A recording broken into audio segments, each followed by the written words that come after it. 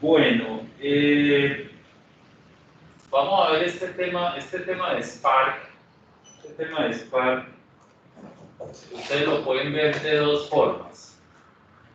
Lo pueden ver como un tema de ingeniería de datos, técnico, clusters, tecnología, y lo pueden ver como un tema de ciencia de datos a nivel de desarrollo. O sea, como lenguaje, pues, llamémoslo así, como lenguaje de desarrollo. ¿Sí? O sea que a todos nos debe de interesar en esta maestría como el rol de ciencia de datos.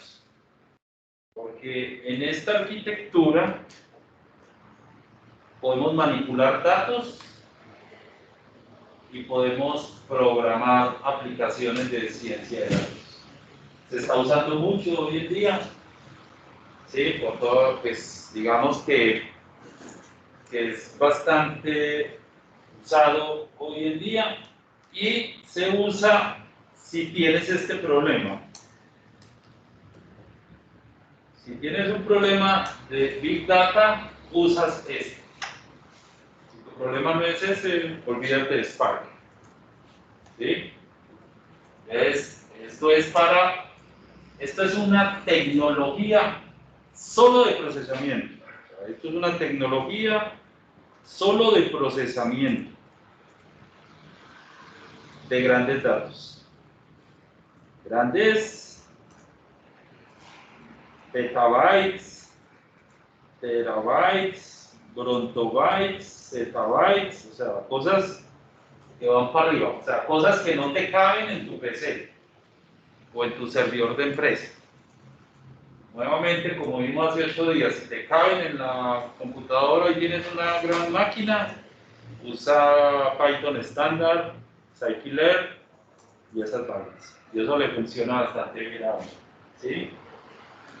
Bueno, Apache, pues no sé, en computación 2009 es relativamente viejito, pues ya es una tecnología de 11 años.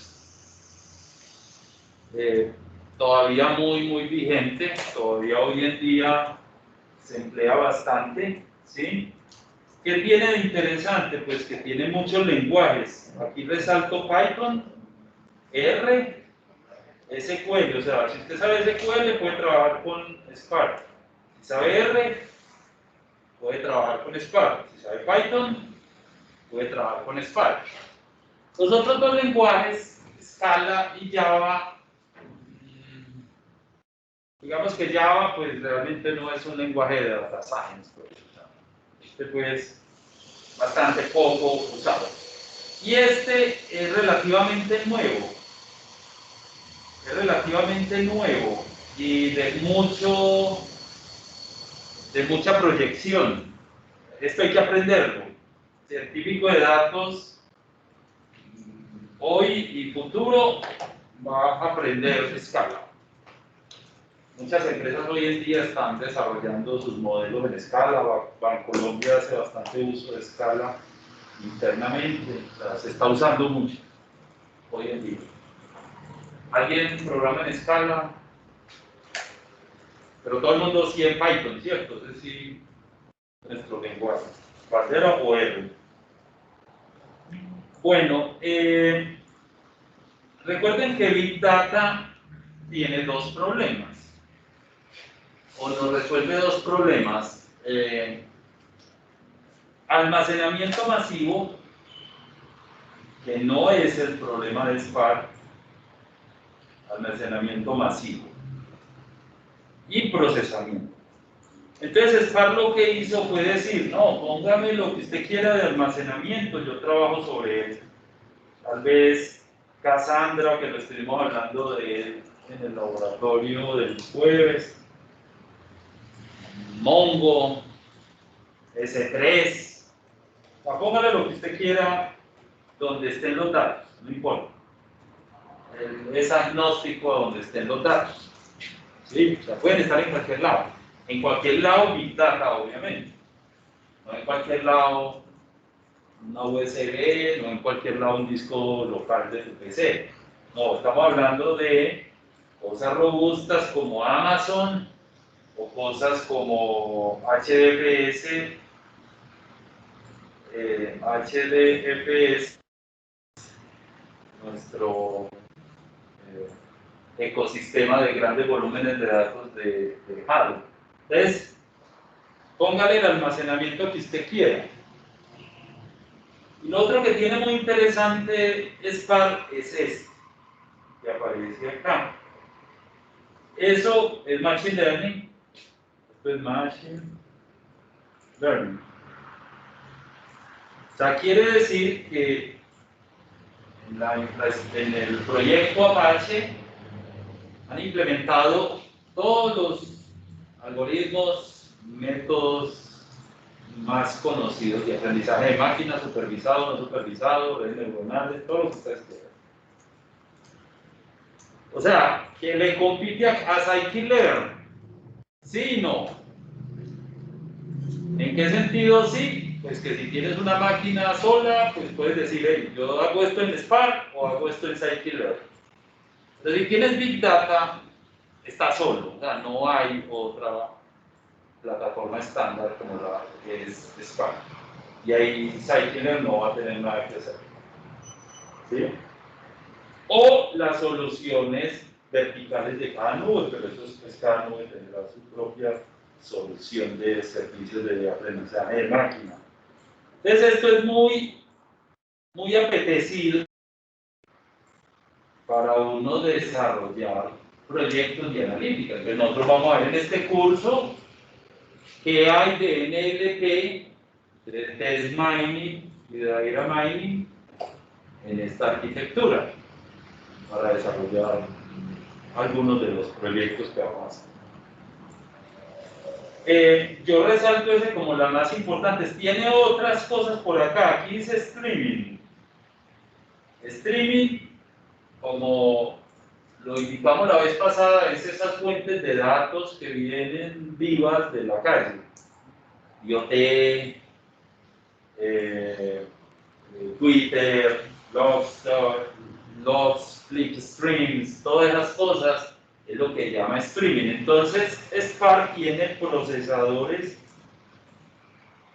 es muy usado como procesador de streaming, para hacer analítica en tiempo real. O sea, él ve venir el flujo de datos en vivo, imagínense usando Twitter y haciendo análisis de sentimiento en vivo. Necesitas un procesador que te analice on fly esos datos cuando van llegando. Entonces uno usa a Spark Streaming para hacer esos procesadores de análisis de sentimiento.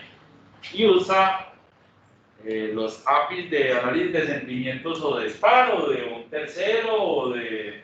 Hay muchas librerías para ello. ¿Sí? Bueno, tiene otros, pues para los que les gusta mucho el tema del mundo SQL, datos estructurados. O sea, todo el mundo SQL son datos estructurados y modelado de datos en grafos. Es una plataforma pues bastante sólida. Hoy en día ya va en la versión 3X de Apache, relativamente nueva. Hasta el año pasado era muy 2.4 y ya se consolidó la versión 3 de Apache Spark.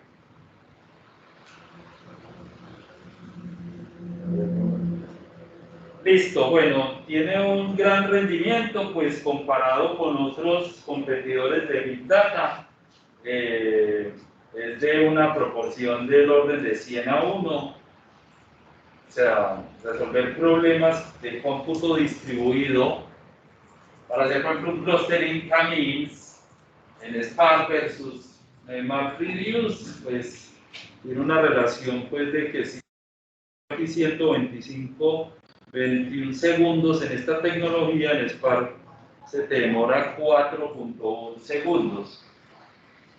¿Y por qué es tan rápida esta tecnología?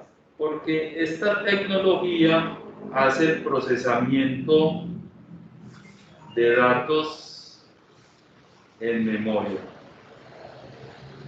RAM. Alguien de la clase preguntó algo. ¿Ustedes están por ahí en Teams? ¿Alguien preguntó algo?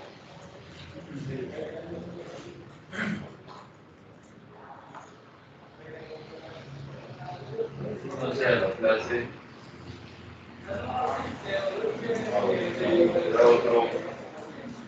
Que a veces me llegan ahí notificaciones, no sé si es de otro lado, si es de la clase. Bueno, ¿cómo así? Usted me dirá, bueno, ¿esto cómo es este rollo de procesamiento de datos de memoria? O sea, digamos que los archivos que él va a trabajar, todo eso lo sube a memoria RAM. Y él realmente, Spark, asume que sus datos de analítica están en memoria RAM, entonces por eso es muy rápido. No tiene que ir como a disco duro a leer esos datos. Es muy rápido por ello. Bueno, esto ya lo decía, pues una de las fortalezas que tiene AltaSpark es que tiene librerías de aprendizaje de máquina para procesamiento de streaming, grafos, y bueno, a los que les gusta el tema de SQL o requieren este tipo de, para datos estructurados, pues tenemos SQL. Bueno, esto es un poco detalles de implementación, voy a pasar muy rápidamente por acá, pues cada uno de estos es una máquina, o sea, esto es un host 1, host 2, yo puedo tener, no sé, 1000 nodos de procesamiento, y él configura todo un clúster que nos permite repartir la carga entre todos estos nodos. Voy a pasar pues, esto es más de, como de configuración automática pues, de estos servicios. Bueno, aquí ya sí empezamos a entrar a temas de cómo uno como programador va a tener acceso a los datos. Para Spark, todos sus datos están en unas estructuras de memoria RAM que se llaman RDD.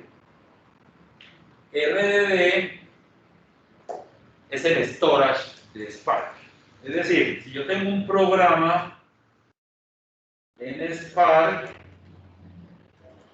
el programa lee y escribe de su almacenamiento, y esa lectura y escritura de su almacenamiento en principio se llama RDD. Hagan de cuenta que eso es como un disco duro. Ahora sí. El disco duro, él ve como un disco duro allí.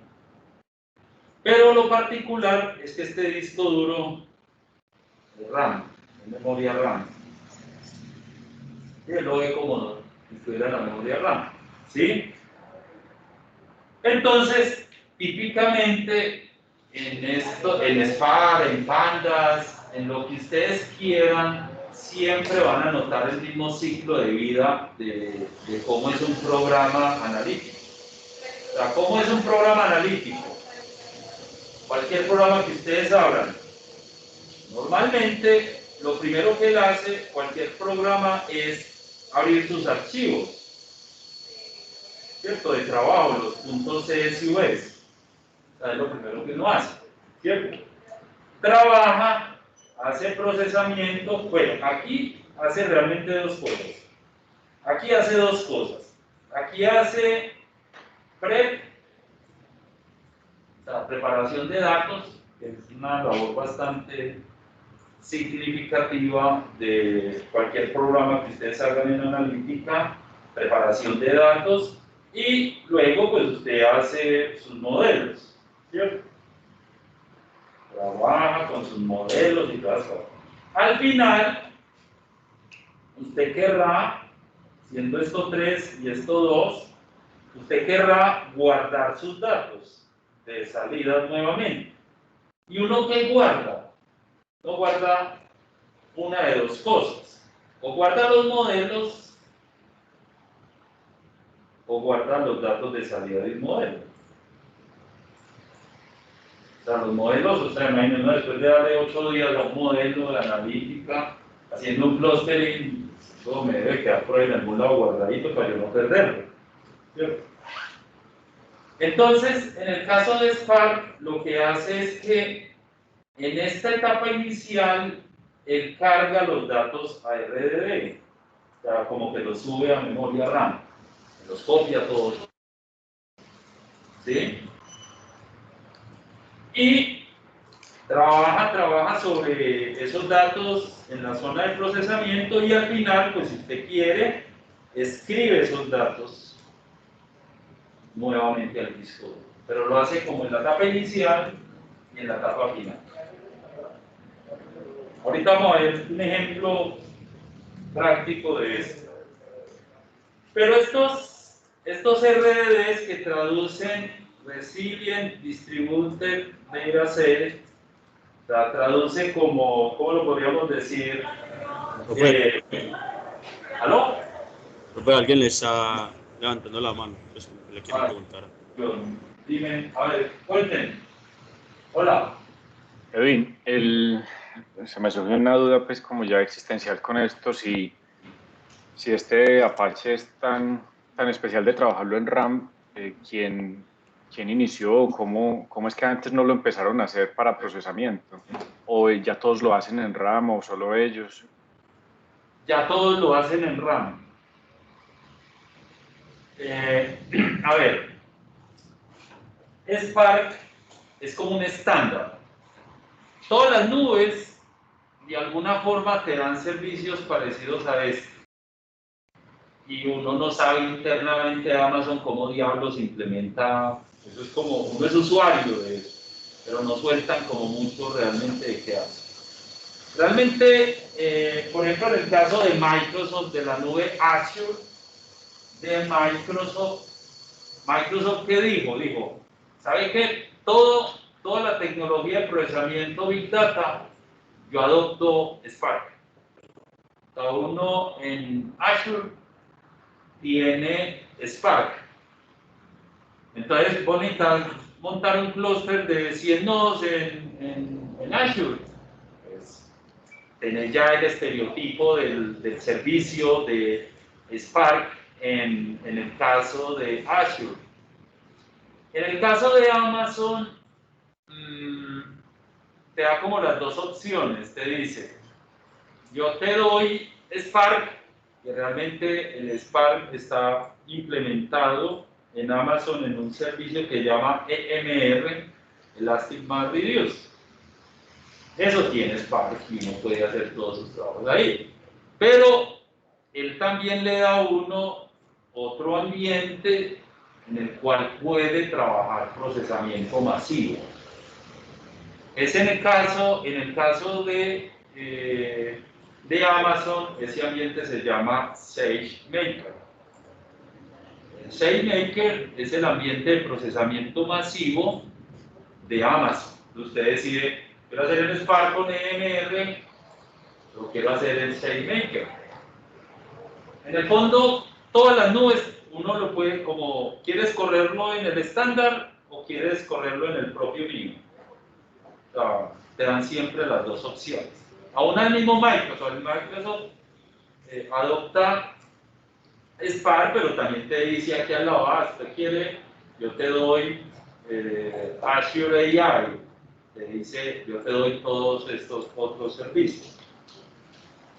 Eso es un poco pues como la realidad pues de estas cosas. En el fondo, por ejemplo, en el caso de Amazon, Glue,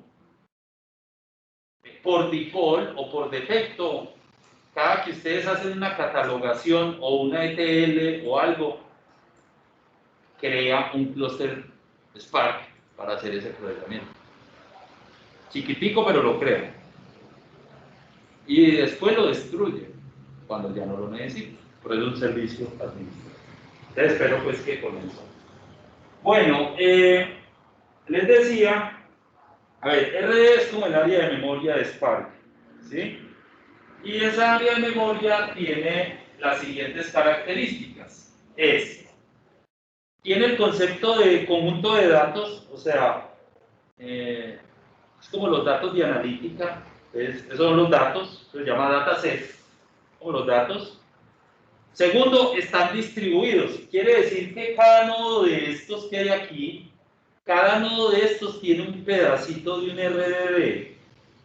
Este tiene un pedacito, este tiene otro pedacito. O sea, cada uno de estos nodos tiene un pedacito de todo el conjunto de datos.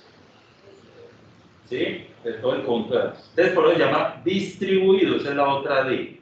Entonces, distribuido es como partido, o sea, vos tenés un RDB de 1 petabyte, no hay memoria RAM que tenga ese tamaño. ¿Cierto? No existe esa memoria RAM. En Spark, dime tu tamaño del RDD, y él le dice, en este momento estoy ocupando en memoria RAM 1 petabyte. Dice, pero venga, ¿cómo es posible que lo que hace es que en cada nodo guarda un pedacito, guarda un pedacito, guarda un pedacito? O sea, los datos son distribuidos. ¿De acuerdo? Y tolerable a fallos, que es resilient. Quiere decir que si se dañan, porque es que ¿cuál es el temor que tiene la memoria RAM? ¿Qué pasa si se apaga ese computador? ¿Qué pasa si se dañan los datos de un computador? En analítica, al menos en estas arquitecturas, los datos se llaman inmutables. Es decir, los datos no cambian. Y ustedes dirán, ¿cómo así que no cambia? Yo voy a hacer algún modelo y cambia. Pues sí, eso cambia. Pero, ojo, que cuando uno almacena un archivo en un RDB, por decir algo, te lo voy a llamar el RDB 1, y yo quiero hacer alguna modificación a los datos, ese RDB 1 lo tengo que el read only, llamémoslo así de alguna forma. ¿Cierto? ¿Cómo hago yo? Uso alguna transformación, que enseguida vamos a hablar de transformaciones o de acciones para generar un RDD2. Eso quiere decir que todos los datos son inmutables. Es decir, si se me pierde un dato de algún nodo, yo lo puedo recuperar de forma determinista. Y los datos no se modifican dentro de un RDD. O sea, usted una vez carga los datos de un RDD, esos datos no se modifican. Hombre, usted hace, enseguida vamos a ver con el ejemplo, hacemos transformaciones, T, esta es la T, transformaciones. Así voy pasando de A a B, de B a C, y yo voy generando una serie de transformaciones. Y voy generando nuevos RDD. Ustedes son inmutables. Ojo, inmutables quiere decir que no cambian, no se pueden modificar. Y además de ello,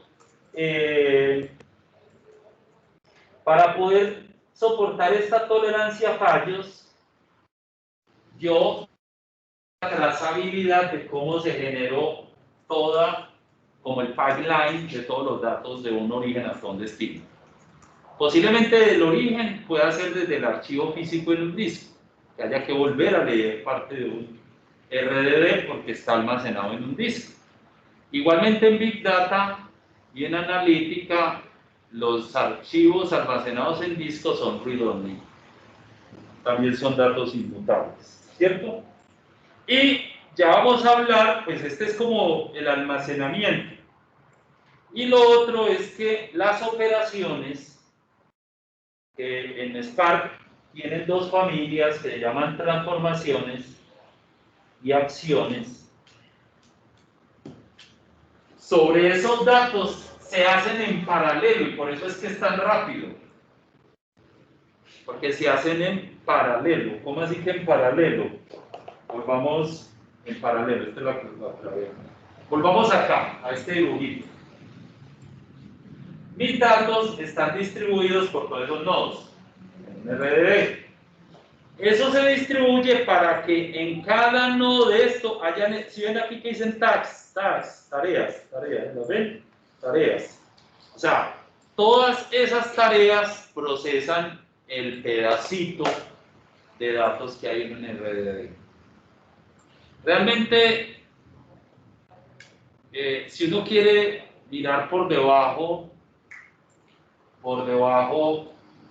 que es como Big Data más técnicamente, procesamiento Big Data, es un problema que yo tengo así de almacenamiento y de procesamiento, pero se llama Big Data, lo parto en 1000 partes, 1000 nodos, y este nodo tiene partecita de la tarea con un pedacito de datos. Este otro nodo tiene partecita de la tarea con un pedacito de datos. Y cada nodo se reparte. Entonces es como si tuviésemos acá, les voy a hacer un ejemplo de Big Data. El conteo de los votos de una elección, ¿cierto? Entonces aquí llegan y nos sueltan, en la mitad de este salón nos sueltan 2 millones de votos, ¿cierto? Y hay 3 candidatos, ¿cierto? Y hay una persona, entonces cada persona, pues, ahí de cuánto se va a demorar, ¿cierto? Somos 2, 4, 6, 8. Usted llega y dice, yo me llevo este pedacito, yo me llevo este pedacito, yo me llevo este pedacito, cada quien se llevó de toda esa montaña de votos, se lleva un pedacito. Entonces, en vez de contar 1 millón de votos, cuento 1 millón dividido 2, 4, 6, 8, 9. O sea, ya me toca contar 80.000. Y entre más, aquí si estuviéramos todo el grupo de nosotros, los 42, lo contamos más rápido. Pero ¿cuál es la cuestión? Ojo, primero divido el trabajo, ¿cierto? Divido el trabajo. Pero al final, bueno, la división del trabajo en Big Data se llama MAP. MAP, M-A-P. MAP es dividir el trabajo en muchas partecitas individuales. ¿De acuerdo? Y después yo necesito saber, ¿el nombre tuyo es cuál? Andrés. Andrés, yo le tengo que decir, hey Andrés, de los 80.000 votos que vos tuviste, ¿cuántos fueron para el X, para el Y y cuántos para el Z? Entonces me decís, sí, el X obtuvo 32.420, el Z tantos. O sea, vos como que consolidas tu pedacito y él consolida tu pedacito y puede ser. Cada quien de esta sala consolida su pedacito, ¿sí?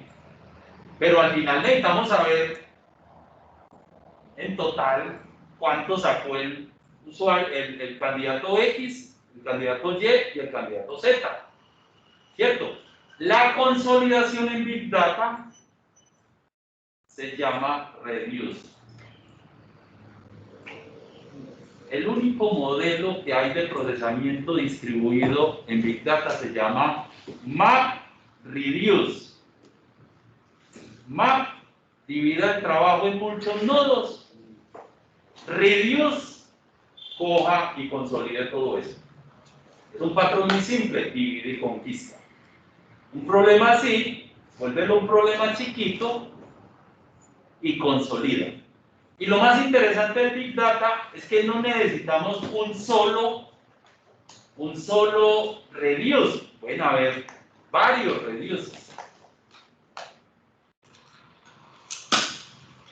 Por eso ustedes encuentran que el servicio de Amazon se llama Elastic. Y ustedes de pronto se preguntaban, bueno, esta vaina, ¿por qué reciben generalmente estos nombres? Map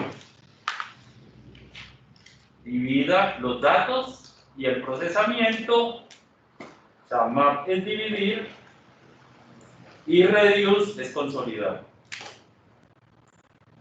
Eso es Big Data, técnicamente hablando. Spark funciona así, Hadoop funciona así, con ese principio. Entonces, claro, miren que los datos, si son petabytes, yo los tengo distribuidos, pero en cada nodo pues también tengo tareas, o sea, que hacen ese mapa que aparece allí, ¿sí? Entonces, yo escribo mis aplicaciones el científico de datos va a escribir las aplicaciones en términos de dos cosas, o transformaciones o acciones. O sea, usted como desarrollador de aplicaciones en Big Data con Spark, usted básicamente lo que puede hacer es transformaciones o acciones. Y transformaciones son una serie de operaciones que ya vienen estandarizadas como map, que acabé de explicar. Map es como dividir todo, ¿cierto? Filter, no, filtrar, es decir, de muchos datos yo me quiero quedar con un subconjunto, que es una bendición y es muy usado, el group by. Es para hacer procesamiento categórico, es el group by. Pues categórico es ventas por municipio, por almacén, por departamento, ¿sí? Eso es lo que se llama este tema de group by. Y en otras palabras, estas transformaciones lo que nos permite es tener los datos en un formato y transformarlos mediante esta acción y crear nuevos datos en memoria, obviamente no.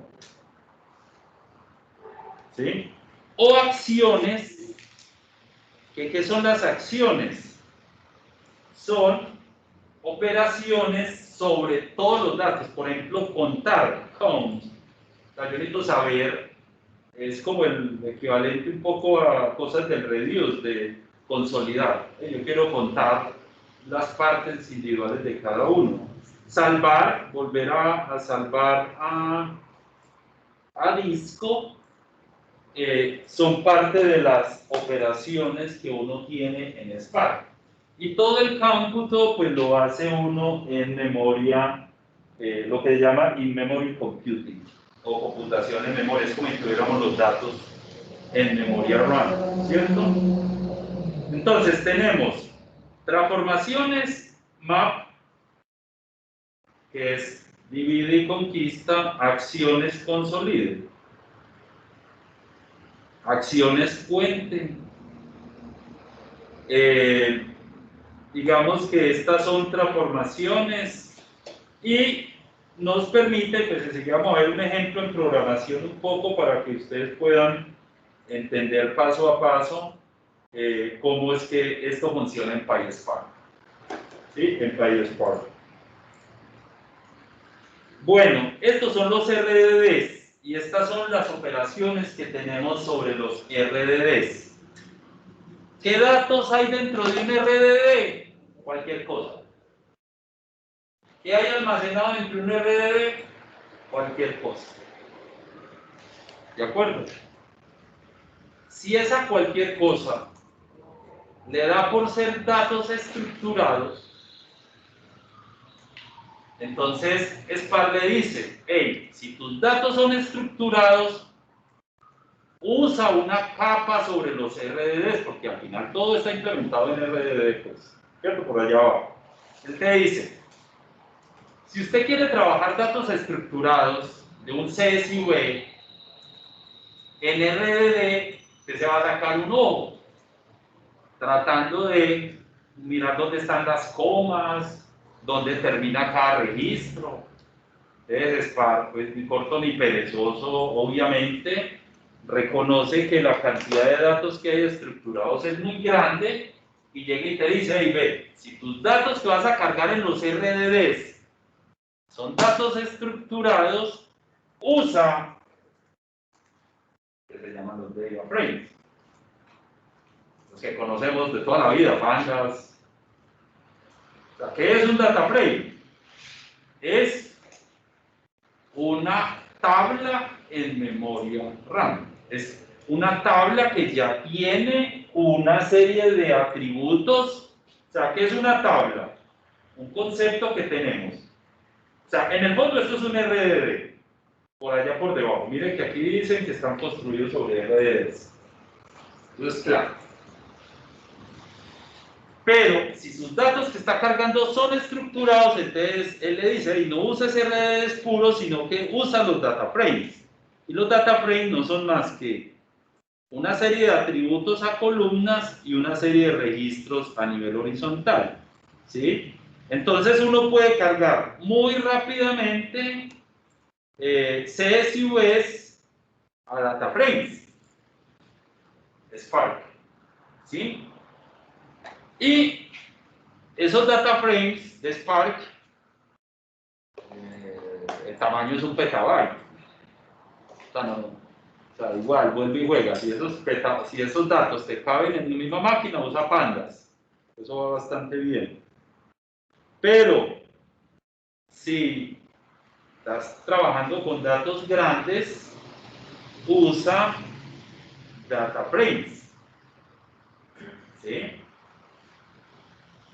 ¿Qué hace uno en un data frame? O sea, ustedes en pandas, ¿qué hacen? ¿Qué hacen pandas?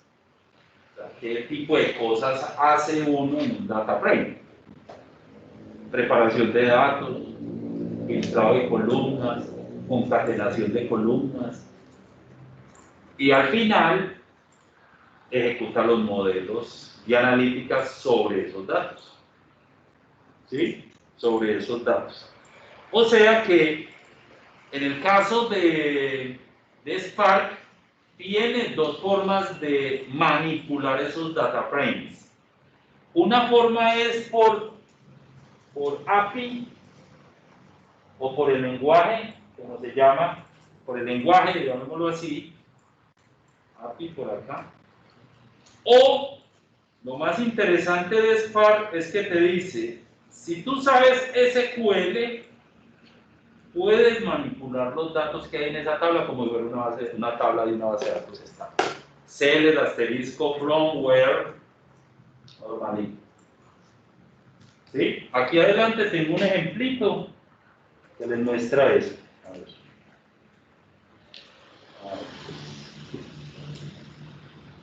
Vamos a mirar esto que les estoy diciendo. O sea, uno puede procesar los datos que hay en un data frame de dos maneras.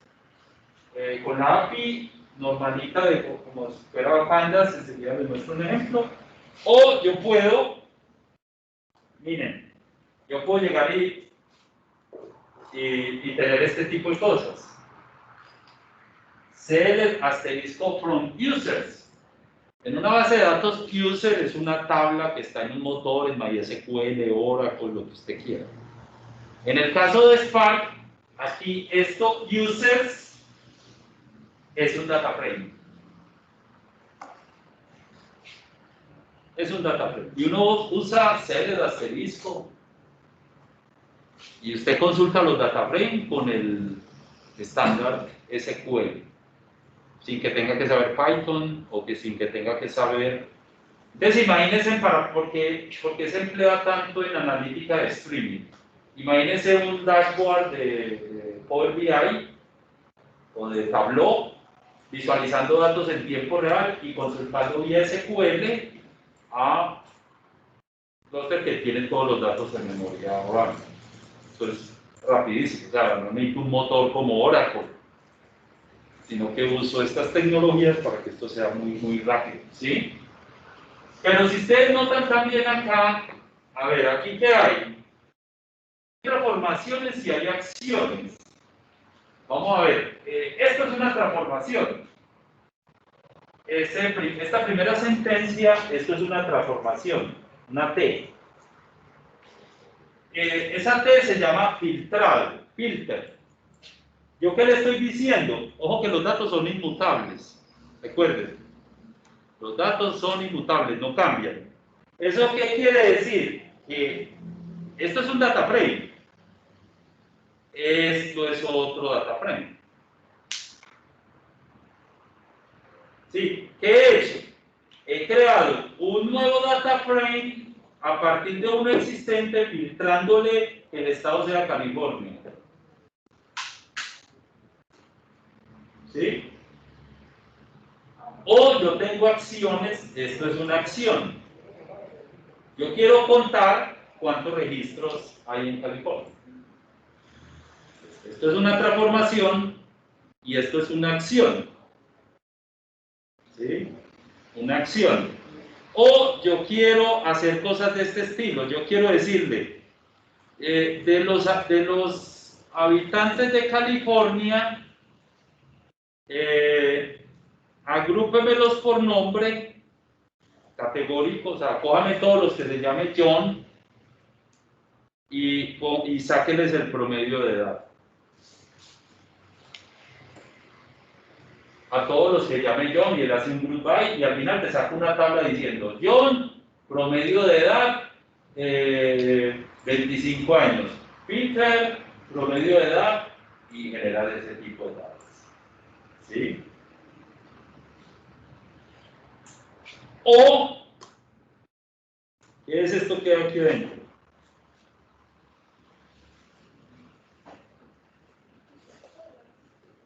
¿Cómo?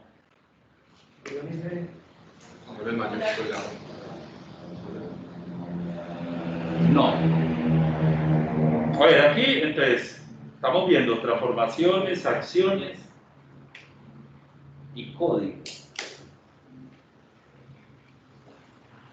Es decir, con esto le estoy diciendo, coge cada filita de tu data frame y en cada fila ejecuta ese código fuente que hay ahí adentro.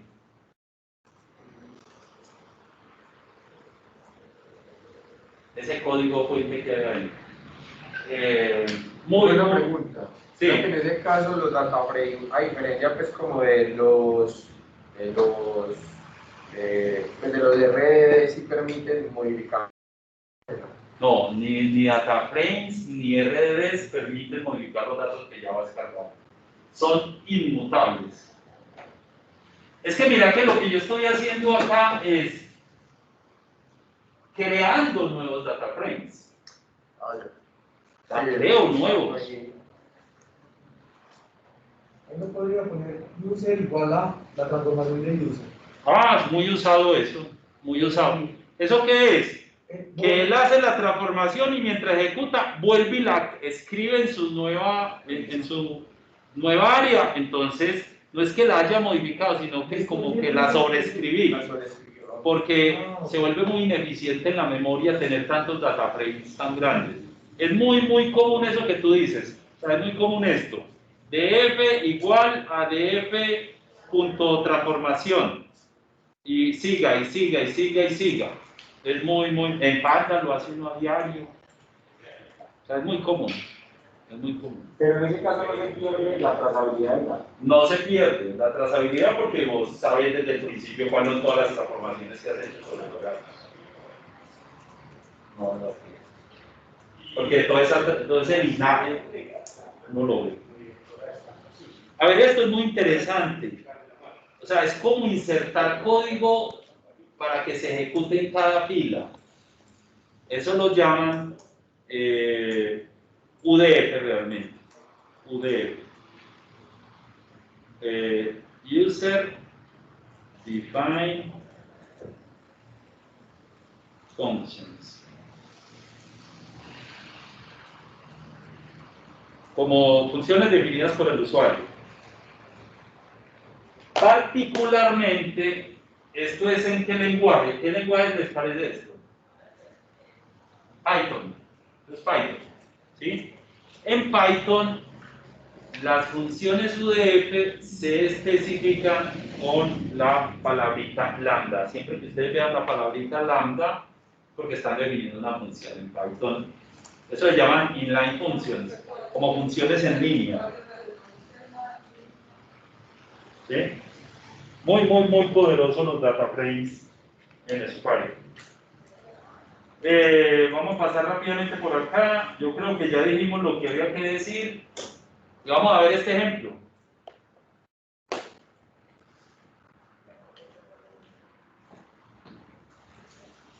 A ver, este ejemplo, a ver, en Big Data hay como un Hello World. De Big Data es el contador de palabras. Yo les voy a explicar el problema. El problema es lo siguiente. Usted tiene archivo 1.txt, todos tienen que ser txt, archivo 2.txt, archivo, y tiene miles de estos archivos.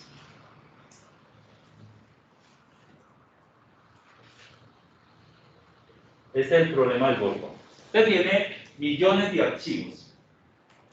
Y usted tiene que hacer un análisis frecuencial de las palabras que aparecen en el texto. Suponga, voy a inventar, que en el archivo 1 está la palabra hola, mundo cruel. Y en el archivo 3 dice hola. Entonces al final el problema lo que te dice es, mira, en total la palabra hola aparece 4 veces. O sea, tiene que sumar todos los pedacitos parciales.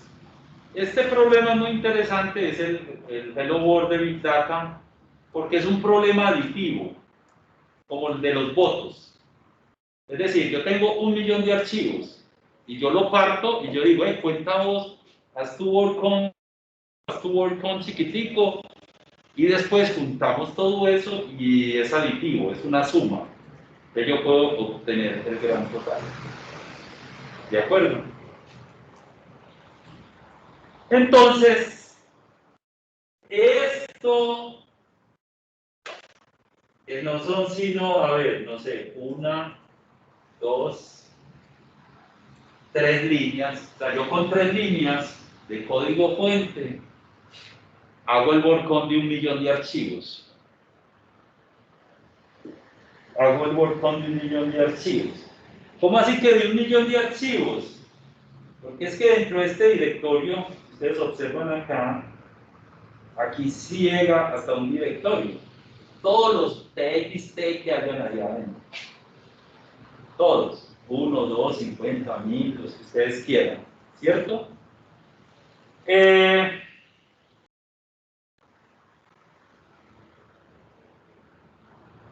Tenemos función, ya expliqué qué son estas cositas que hay acá. ¿Se acuerdan qué son estas cositas? El problema, ¿cómo empieza?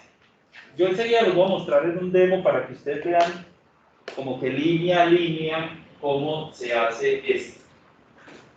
Bueno, a ver, pero antes de ello, ya ustedes, el monitor les compartió el GitHub o yo ya se lo había compartido. ¿Ustedes saben cuál es el GitHub del curso? No.